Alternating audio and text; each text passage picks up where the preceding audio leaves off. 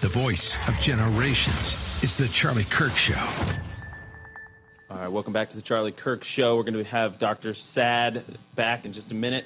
First, I want to tell you about WhyRefi. WhyRefi, not only are they an important service that you guys can use, but they are amazing people. Saw them this week. They came into Washington to watch the presentation of the Presidential Medal of Freedom ceremony.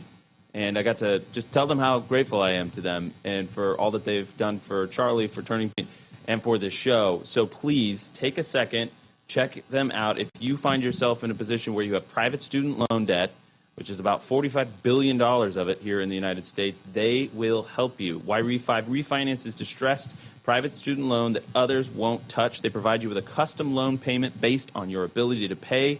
They are not a debt resettlement company, and they work with each borrower individually, tailoring each loan to your specific situation. So you will not find yourself in a position where you can't make the payment. They're going to customize it for you to tailor it to your budget every month. So if you have mom and dad on there, you can get them off. If you think you have bad credit, nobody will help you. That's not the case with WhyRefi. They will help you. You can even miss a payment every 6 months, up to 12 times without penalty. So you don't have to ignore that mountain of student loan debt anymore. You can deal with it and get it off your shoulders, that burden off of your mind. Just call 888-WhyRefi-34 or log on to whyrefi.com. That's YREFY.com. May not be available in all 50 states, but you owe it to yourself to check it out. I want to thank the guys at Real America's Voice. This is, it's been an amazing trip. Very, very productive trip. Lots accomplished. And the folks at Real America's Voice have been just absolutely by our side every step of the way, setting up, tearing down at the Treasury Department, at the White House yesterday. Have never gotten so many notes from people as I did yesterday from that White House visit. So many of you tuned in to hear from J.D. Vance, James Blair, Caroline Leavitt, and Russ Vogt. So thank you for that. More with Dr. Gad Saad when we welcome back radio in about 5 seconds.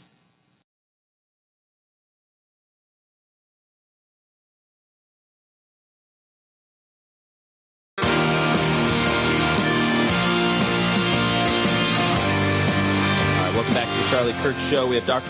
Gad Saad from the South. He's a Southerner now. And Jack Posobiec, Human Events Daily with Jack Posobiec, coming on next. I want to play this other clip, Dr. Saad, because it's again, we're talking about this AOC Bernie town hall. Caroline Leavitt's weighing in, saying we now have the 2 new leaders of the Democrat Party. Tough to argue with that observation. But she really struggles to give Trump credit for this peace deal in the Middle East. And I want to dive into what that says at a deeper level about our politics in this country. 261. Maybe I'm wrong about the ceasefire in Gaza. Do you believe President Trump deserves credit for that? Well, I find there have been several ceasefire announcements and developments that have happened over the past 2 years. As President Trump was on the plane back to the United States, there's already indications and questions about whether this ceasefire will hold. But do you give him credit? Do you give him credit, though, for getting to this point where it did get those 20 hostages back home with their families? In this particular development, yes, but we also know that President Trump was an obstacle to peace previously as well. Okay, so he was an obstacle. The whole world celebrated when this happened. And everybody said that nobody could do this except for Trump, and yet somehow he is an obstacle. She says, yes, he gets credit, but instantly has to say, oh, but the peace is fragile. Well, of course it's fragile. Dr. Saad, what does this tell us about the state of politics, where we can't leave our domestic issues at the shoreline like we used to and sort of present a united front internationally? I thank you for that question, because in the way that I'm going to answer it, it shows the power of studying psychology and behavioral science. So here's the answer to your wonderful question. There is a great book by 2 French cognitive psychologists by the name of Sperber and Mercier.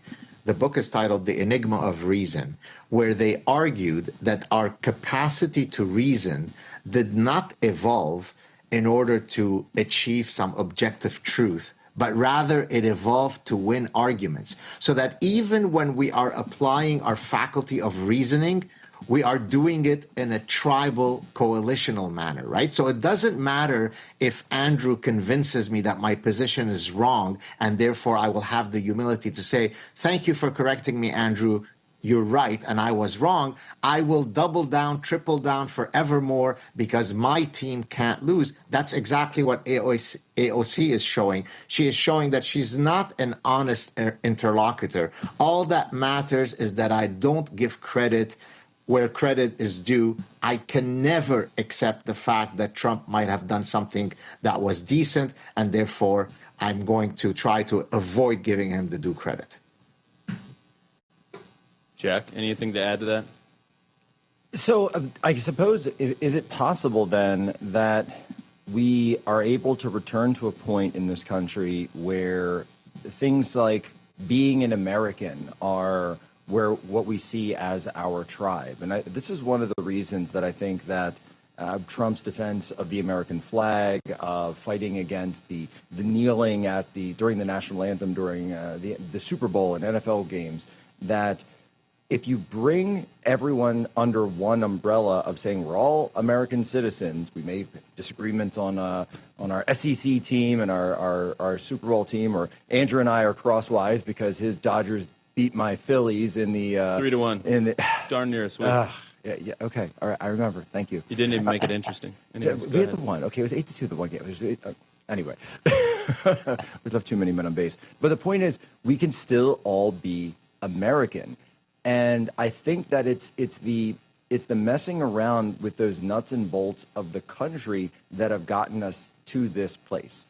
1 minute. 100%. Dr. Saad. Yeah, let me give you an example. I recently had on my show Enes Kanter Freedom, the former NBA player, right, who retired after playing for Boston Celtics, right? Now, this guy is from Muslim background, but I don't care that he's Muslim, even though I don't have nice things to say about Islam, because he exemplifies the types of immigrants that we want in the United States or in the West. He comes to the United States and says, I want to be, to Jack's point, I want to be united under the common rubric called the United States.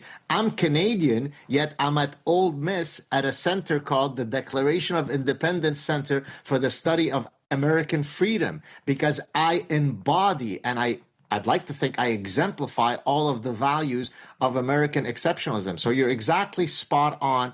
No more hyphenated Americans. If you are American, you believe in our foundational principles, and then welcome in my brother. If you don't let the door hit your ass on the way out.